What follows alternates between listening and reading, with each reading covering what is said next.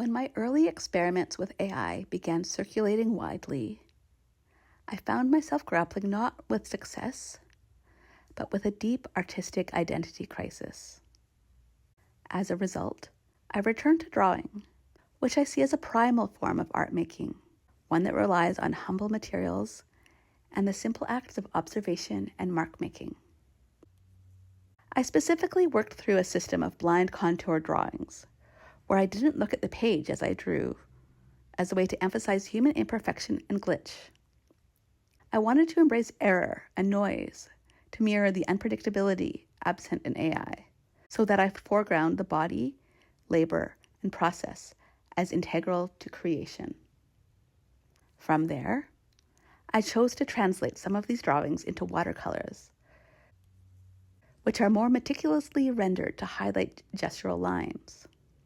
At this stage, I see myself working in collaboration with the watercolor, which drips and runs in unpredictable ways, and I use my brush as a tool to tame it into new forms and figures. I call all of these creations self-portraits, whether or not there's any resemblance to me. By identifying them as such, the act of art making becomes a performance, and I become the characters that I convey.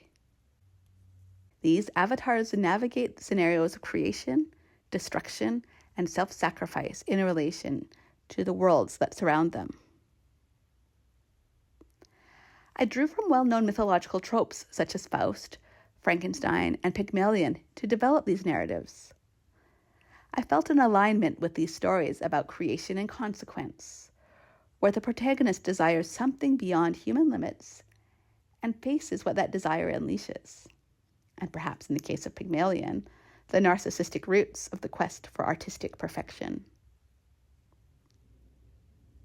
From these watercolors, I use social media apps and accessible video software to bring my body into this world. I use a green screen to develop a sort of process of body collage or digital puppetry to animate its parts imperfectly through my own movements. This process culminates in my video piece, also titled Autoeffigies, or Autoeffigies in Latin, where the created creatures, which are also me, build an effigy of the artist, a cartoonized version of myself, collapsing the boundary between the maker and the made. During the creation of this project, I discovered that the performance artist Carolee Schneemann had once worked in the same studio space as me.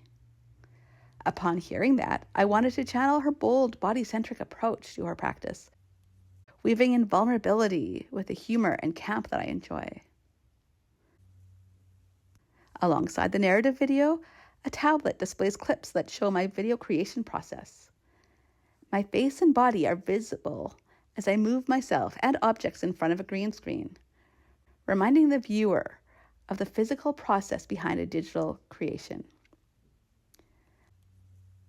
I chose to surround these videos with the hundreds of small blind contour drawings, which were the genesis of this exhibition, as well as the wigs and handmade props that I used to build the video, offering an anatomical deconstruction of the central piece. Ultimately, Autoeffigies is my examination of what it is to be an artist in an algorithmic age. I playfully celebrate process, imperfection, and bodily presence as tools for survival.